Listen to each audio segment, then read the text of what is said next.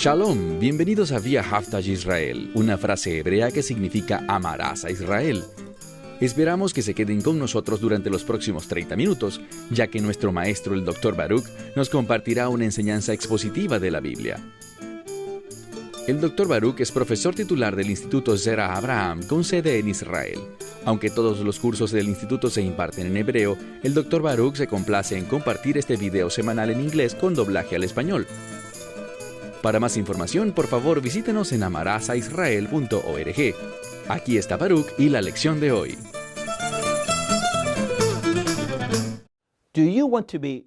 ¿Quieres ser usado poderosamente por Dios? Entonces debes tomar decisiones correctas. Eso significa que debes colocar en tu corazón principios bíblicos, no solo que los conozcas, sino que una vez que estés comprometido con ellos, estos produzcan un cambio en tu vida. Estamos en medio de un estudio de Daniel capítulo 1 y hemos visto a Daniel hacer justamente eso, proponerse en su corazón tomar una decisión de no tratar de salvarse a sí mismo, de no utilizar las herramientas del hombre, sino en cambio mantenerse fiel a Dios en un lugar lleno de infidelidad. ¿Qué quiero decir con eso? Daniel, él era uno de los hijos de Judá, pero ya no vive en Judá. Él acostumbraba a adorar en el templo, pero ya no hay templo en los días de Daniel. Todo lo que Daniel consideraba sagrado, como estar en la tierra de Israel y adorar en el templo de Dios en Jerusalén, nada de eso existía ya. Todo le había sido arrebatado y ahora Daniel estaba en un país extraño, rodeado por completo de impiedad. Ahora, esto es lo que muchos pensarían. Ellos dirían, bueno, en Roma, haz lo que los romanos hacen. Y eso es lo que hizo la gran mayoría de los hijos de Judá. Ellos se asimilaron, ellos empezaron a vivir igual que los babilonios. Ellos sacaron lo mejor de sus circunstancias. Decidieron asimilarse e intentar integrarse a la cultura babilónica. Pero vemos aquí que Daniel, y conoceremos también sobre 3 de sus amigos, de quienes hablamos la semana pasada. Estos individuos, Ananías, Misael, y también el tercero, Azarías.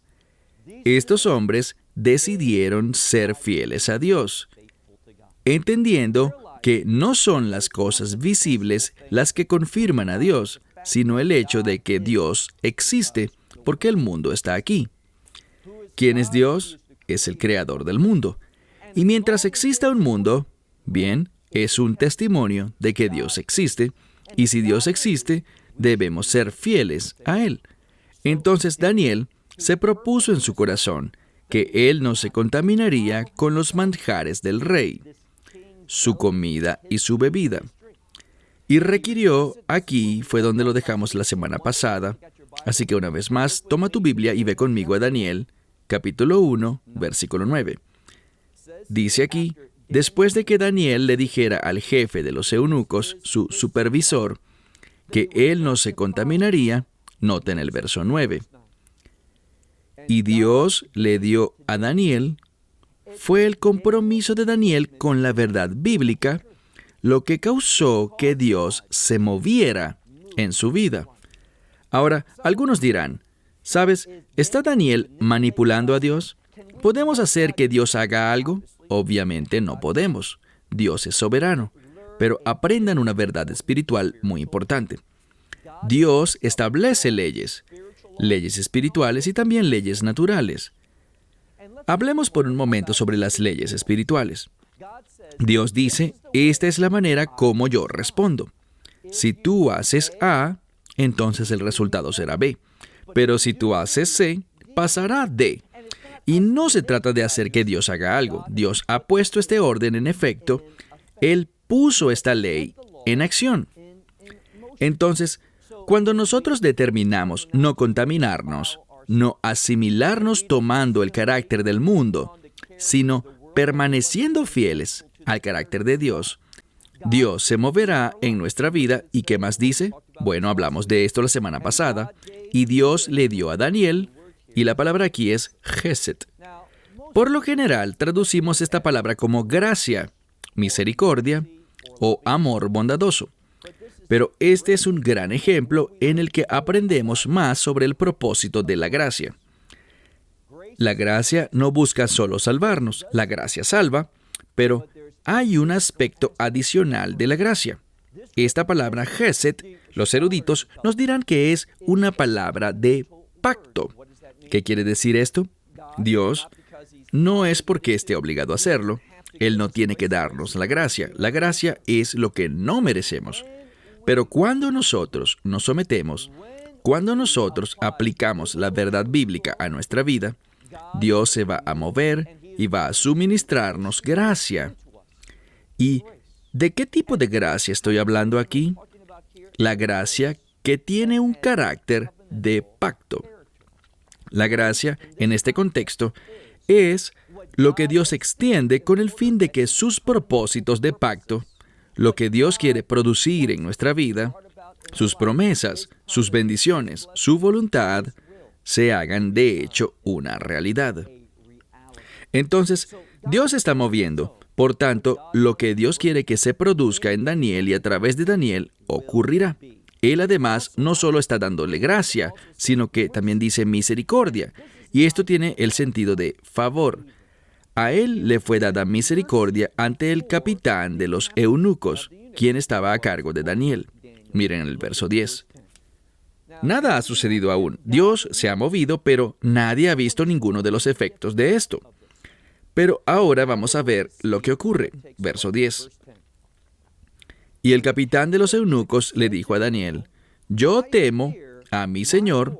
¿A qué señor? No es al Señor Dios de Israel, sino al rey, quien ha asignado tu comida y tu bebida. Entonces este capitán de los eunucos dice, espera un segundo, yo tengo temor de Nabucodonosor. Nabucodonosor me ha dicho a mí lo que te debo dar de comer y beber. Y ahora tú me dices que no quieres hacer eso.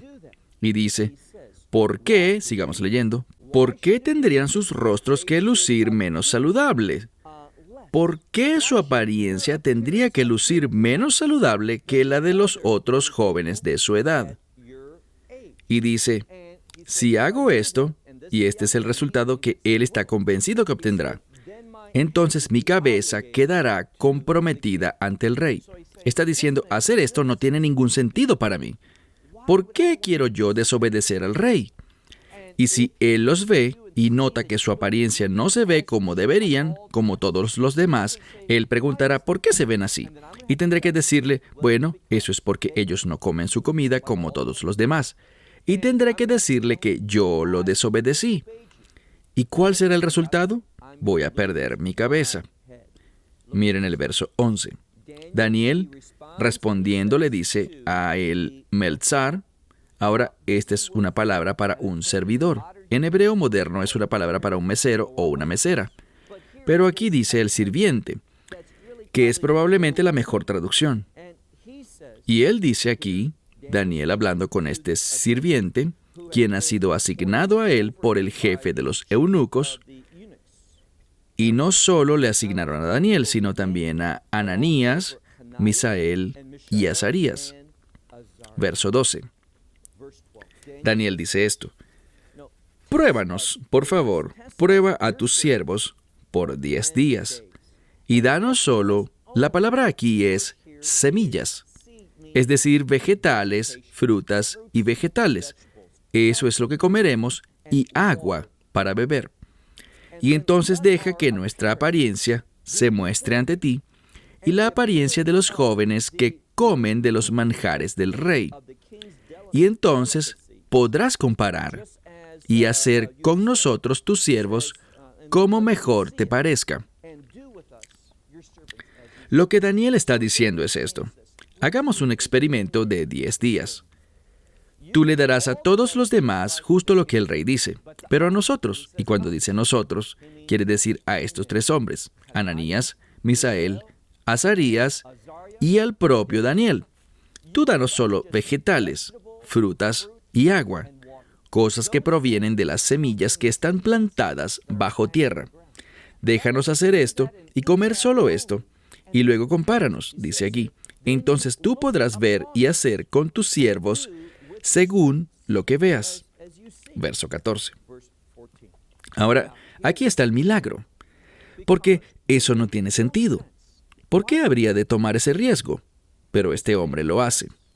El verso 14 dice, Él los escuchó en este asunto y los probó por 10 días. Y al final de estos 10 días, verso 15, al final de los 10 días, su apariencia lucía buena y saludable en su carne, más incluso que todos los otros jóvenes que comían de los manjares del rey. Entonces, aquí está lo que vemos. Vemos a Daniel y a sus 3 amigos, y recuerden que estos 3 amigos serán importantes más adelante. Ellos hacen algo. ¿Qué será? Ellos honraron la palabra de Dios. Ellos guardaron las leyes alimenticias. En hebreo se dice kashrut. Muchos de ustedes estarán más familiarizados con el término kosher. Con el fin de no comer algo que viole la palabra de Dios, ellos solo comieron vegetales y frutas y solo bebieron agua. Porque ellos no querían violar la palabra de Dios.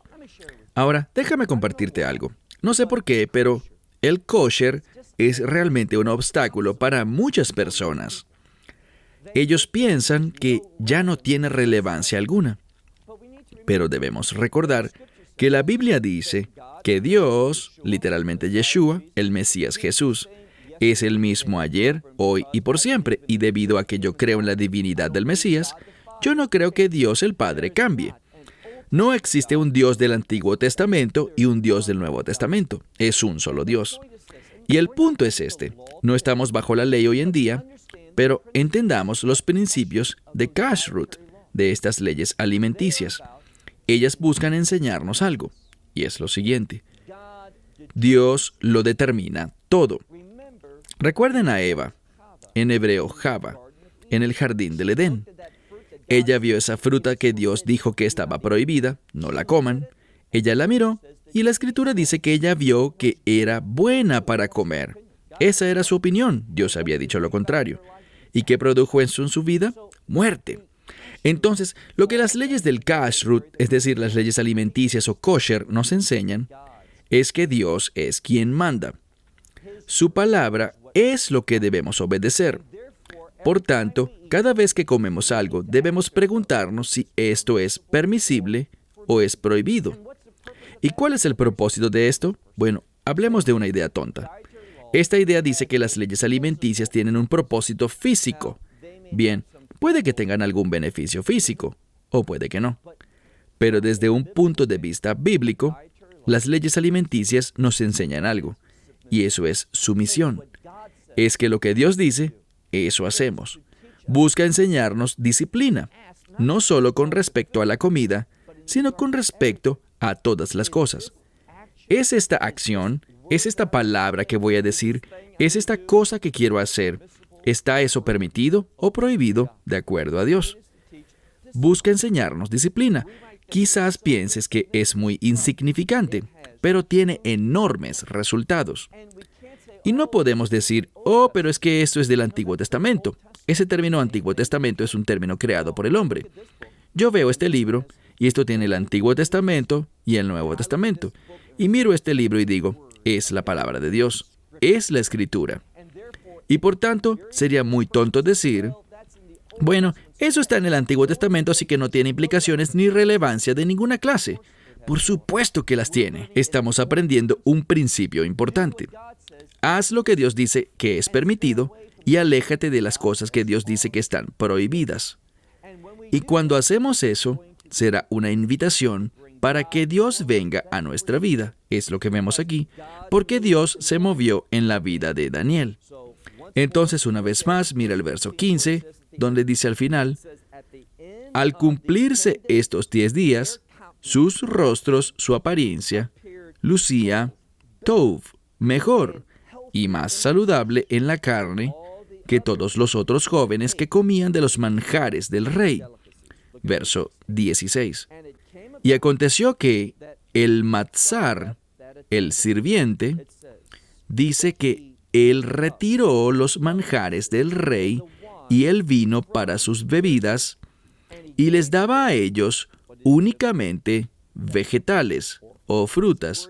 Es una palabra que se refiere a aquello que proviene de las semillas. Verso 17. Y a estos jóvenes, a estos 4 jóvenes, Dios les dio conocimiento e inteligencia en cada libro, es decir, sobre cada tema, y sabiduría. Y Daniel, debido a que hizo esto, Dios le dio entendimiento sobre visiones y sueños. Ahora, noten algo. ¿Qué hizo Dios con estos 4 hombres, quienes no se contaminaron a sí mismos con comida prohibida? ¿Qué hizo Él? Él se movió en sus vidas sobrenaturalmente, con el fin de proveer para ellos lo que necesitarían con el fin de ser útiles para Dios. Y esa debería ser nuestra principal preocupación. Dios, quiero ser útil para ti. Quiero conocer la prosperidad. Y me han escuchado decir muchas veces que la prosperidad no tiene nada que ver con tu cuenta bancaria, o con el tamaño de tu casa, o con el valor de tu carro. La prosperidad es cuando tú estás cumpliendo la voluntad de Dios para tu vida. Eso es lo que significa ser próspero. Y Dios se mueve en Daniel debido a su compromiso con él, en cuanto a lo que nosotros consideraríamos algo que es insignificante. ¿A qué comer? No se equivoquen con esto. Ellos pasaron 10 días nada más tomando agua y comiendo frutas y vegetales, pero eso estableció el fundamento para 3 años de solo comer vegetales y tomar agua. 3 años. Y al final, sobrenaturalmente, ellos se veían diferente. Ellos fueron capaces de lucir mejor, más saludables. Entonces, quizás el kosher sí tenga que ver con nuestra condición física también, pero lo que se enfatiza aquí es su condición espiritual. Ellos fueron equipados. Miren de nuevo el texto en el verso 17. A estos 4 hombres, Dios les dio conocimiento e inteligencia o entendimiento en todo libro, es decir, en cada disciplina, cada materia, y sabiduría. Y Daniel, él entendió todas, no solo algunas, sino todas las visiones y sueños. Verso 18. Y al final del día, es decir, de estos 3 años que el rey había establecido, fueron traídos por el jefe de los eunucos delante de Nabucodonosor. Verso 19. Y habló con ellos, o sea, el rey habló con ellos, y no fueron hallados entre todos ellos. O sea, él había visto a todos los demás, y ninguno de ellos eran como ¿quién? Como Daniel, Ananías, Misael y Azarías. Y debido a esto, ellos se mantuvieron ante el rey, queriendo decir que no solo servían en esta capacidad que ya explicamos, sino aquí está la clave. Ellos fueron colocados en una posición cercana al rey. Se convirtieron en sus confidentes. Se hicieron personas en las que él confiaba y lograron obtener una posición superior en este mundo, pero con el fin de cumplir los propósitos de Dios. Déjame preguntarte, ¿estás dispuesto a negarte a ti mismo, a veces a lo más fino, a lo más exquisito de este mundo, con el fin de no contaminarte delante de Dios? Estos 4 hombres lo estaban. Ahora, vemos no solo que son mencionados, sino que más adelante en este verso, yendo de nuevo al verso 15, en realidad es el versículo 16. El número 4 aparece allí. Y el 4 es un número global. No tengo tiempo para ahondar al respecto, pero usualmente cuando el 4 es mencionado, cuando se habla de los 4 vientos de la tierra, por ejemplo, cuando se habla del 4, se habla del mundo. Y lo que vemos aquí es que estos 4 individuos tendrán implicaciones globales con respecto a lo que se convertirán y lo que harán. Aún estamos estudiando lo que este hombre hizo como un ejemplo para nosotros. Entonces, verso 20.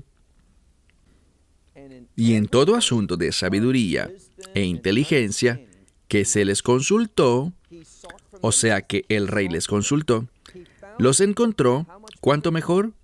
10 veces mejor que todos, no solo comparándolos con los demás jóvenes contra quienes estaban compitiendo, sino que dice aquí que los encontró 10 veces mejor que todos los Hartumim. Y Hartumim usualmente es una palabra con la que nos topamos en el libro de Éxodo, refiriéndose a los sabios, los eruditos del faraón. Bueno, la misma palabra es usada para los sabios o los hechiceros. Ellos tenían poderes sobrenaturales. Entonces, él los encontró 10 veces mejores que estos sabios y estos individuos que lidiaban con la astrología. Y también todos los que integraban su reino. Y miren el verso 21. Y aconteció que Daniel, él estuvo allí con el rey, dice, y Daniel permaneció hasta el primer año de Corish, es decir, de Ciro, el rey. ¿Cuál es la importancia de esto? Bueno, Ciro, durante su primer año, fue cuando la cautividad babilónica llegó a su fin. Es decir, Daniel estuvo en esa posición de jefe, junto al rey, siendo capaz de influir. ¿Influir como quién? Del mismo modo que lo hizo José, cuando él influenció al faraón e influenció a Egipto. Daniel estuvo en una posición similar. Él estaba al frente de todos los asuntos de Nabucodonosor. Nabucodonosor confiaba en él, y él fue capaz de hacer, ¿qué más? Fue capaz de, en su posición, influenciar a otras personas que fueron traídas de Judá y que no tenían ese mismo compromiso. Dios usó a Daniel de una manera poderosa. Entonces les hago una pregunta. ¿Quieres ser usado de una manera poderosa? ¿Quieres que Dios te posicione donde Él quiere que estés, de modo que puedas hacer no tu voluntad, ni utilizar esto para fines egoístas, sino que puedas usarlo para los propósitos del reino? Déjame decir esto. Es extraño hoy en día. ¿Y por qué digo que es extraño hoy en día que la gente quiera esto y experimente esto? Por todas las falsas enseñanzas que están siendo difundidas hoy. Y por allí anda este evangelio de la prosperidad. Todas estas enseñanzas que dicen que Dios está allí con el fin de darnos los deseos de nuestro corazón. ¡Qué declaración más engañosa! Dios no quiere darte los deseos de tu corazón. Dios quiere darte un nuevo corazón. Él quiere que tomes todos tus deseos, tus sueños, tus anhelos, tus metas, tus objetivos. ¿Y sabes dónde deben ser colocados? Deberían ser clavados a la cruz. ¿Por qué? Porque Dios tiene algo mejor. Verás, cuando Él habla sobre darte los deseos de tu corazón, ¿sabes lo que significa? Significa que Dios va a poner en tu corazón sus deseos. ¿No es esa una gran declaración? Escuché a un pastor en Texas enseñar esto y es absolutamente correcto. Su nombre es Robert Morris. ¡Qué revelación tan maravillosa! Que cuando nosotros nos ponemos a cuentas con Dios, Él va a poner en nuestro corazón los deseos correctos. Y allí es cuando la vida se vuelve interesante. Allí es cuando podemos convertirnos en receptores de su poder, de la unción del Espíritu Santo, con el fin de poder ser usados por Él. Y lo que veremos en la medida que avanzamos en este libro es cómo estos hombres fueron usados por Dios con el fin de llevar a cabo su legado. ¿Qué quiere decir eso? Significa llevar a cabo los propósitos y planes que encontramos desde tiempos de Abraham, con el fin de que puedan hacerse realidad. Una realidad en este mundo, estos 4 individuos. Entonces, de nuevo, ¿es esta una descripción de ti mismo? ¿Estás apasionado, comprometido, interesado en las cosas de Dios? Si es así, tú estarás examinando tu corazón bajo el liderazgo del Espíritu Santo con el fin de que cualquier cosa que sea desagradable ante Él, cualquier cosa que no le sirva a sus propósitos, que tú puedas removerla. E insisto, con la ayuda de Dios, la iluminación de Dios, el poder de Dios, que tú puedas removerla de tu vida. Estos individuos ellos estaban determinados a ser personas que no por el hecho de haber sido reubicadas en un nuevo país iban a vivir de una forma nueva o diferente. No, ellos querían tomar la verdad del reino de Dios, y me refiero a Judá, y las leyes de ese reino, me refiero a la Torá, para que puedan demostrarle eso ¿a quién? A todos a su alrededor. Y lo que vemos aquí al final del capítulo 1, vemos que gracias a que fueron fieles a Dios, viviendo una vida digna de alabanza, una vida con la que Dios estará plenamente agradado, ¿qué dice la Escritura? Podemos retroceder hasta el verso 9.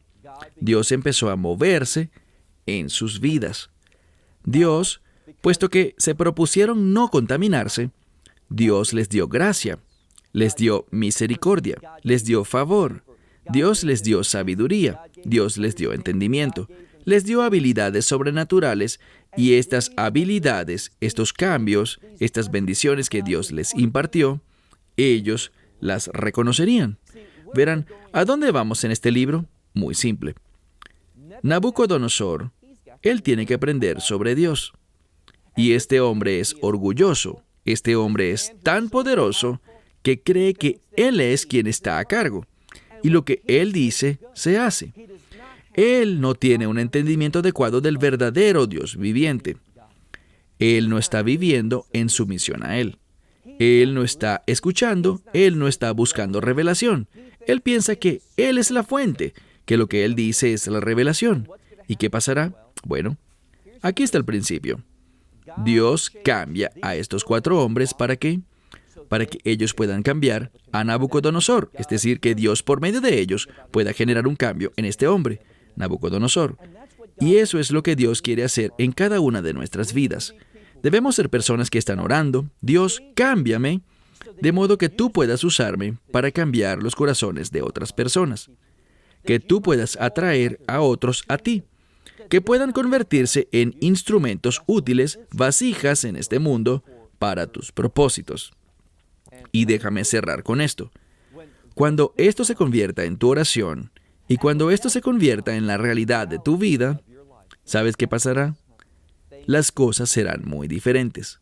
Vas a ver las cosas desde una perspectiva diferente, vas a depender de las cosas de manera distinta, no vas a preocuparte ni afanarte, no tendrás miedo a las cosas, vas a caminar en unción del Espíritu Santo. Tendrás una confianza en que tú estás con Dios y la verdad de Dios y su victoria serán manifiestas. Bueno, hasta la próxima semana. Que Dios te bendiga. Esperamos que te hayas beneficiado del mensaje de hoy y lo compartas con otros. Por favor, haz planes para unirte a nosotros cada semana en este momento y en este canal para otra transmisión de amarazaisrael.org. Nuevamente, para obtener más información sobre nosotros, visita nuestra web amarazaisrael.org, donde encontrarás muchas otras conferencias de Baruch en formato de video. Hasta la próxima semana. Que el Señor te bendiga en Yeshua HaMashiach, Jesús el Mesías, mientras caminas con Él.